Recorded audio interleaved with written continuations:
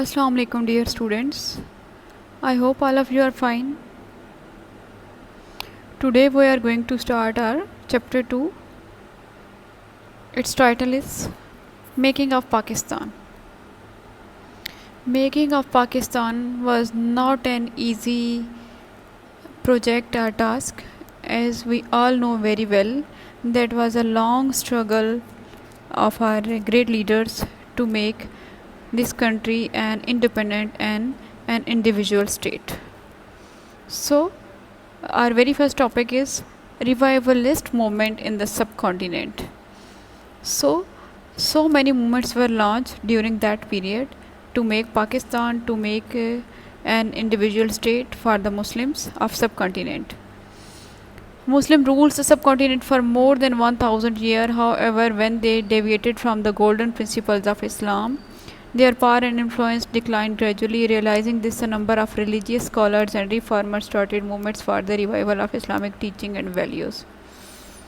In the very past history, the Muslim was having a great, you can say, great power and so many wealth and so many areas that they conquered during past years. But when Muslims started neglecting their own code of life, their principles of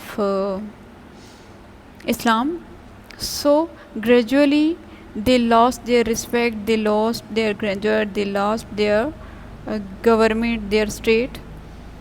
So when the Muslims were suffering from the different kind of problems and different issues in the subcontinent, some Muslim leaders started some movements to revive, to evoke the national spirit in the Muslims of subcontinent. One of them is movement of Shah Waliullah. Shah Waliullah was a very great Muslim leader and also a spiritual personality. So he was called Waliullah. He was born in a village near Delhi on 21st Feb 1703, and his father's name was Shah Abdul Rahim. His father was also a well-known scholar and a religious leader. At the early age of 15, Shah Waliullah mastered the major branches of Islamic learning. At that time, mostly Muslims were mastered in the major branches of Islamic studies and Arabic and so many skills that were mandatory for them to learn. Shah Waliullah succeeded his father at the Sheikh of his madrasa when he was just 17.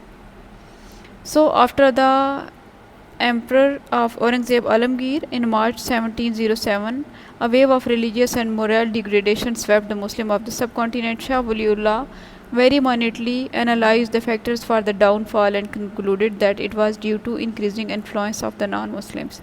So there were some wise personalities like Shah Waliullah who recognized the major issue, that was the religious and moral degradation of Muslims.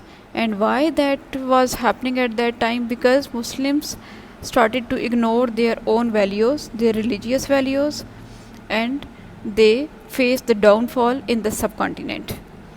The military strength of the Muslim had collapsed and they were at the mercy of tribal might of Jats and Marathas. At that time, there were so many, you can say, battlefields. There were so many fights between Jats and Marathas. Shah Waliullah realized that if Muslims will not obey their Islamic rules, will not follow the path of Islam, they will gradually lose their status, their respect. So Shah Waliullah wrote letters to the Mughal emperor, the Nizam of Hyderabad Deccan, Rohilla, Sardar Hafiz Mulk and Najib-ud-Dawla. He warned them about the declining state of the Muslim society in the subcontinent.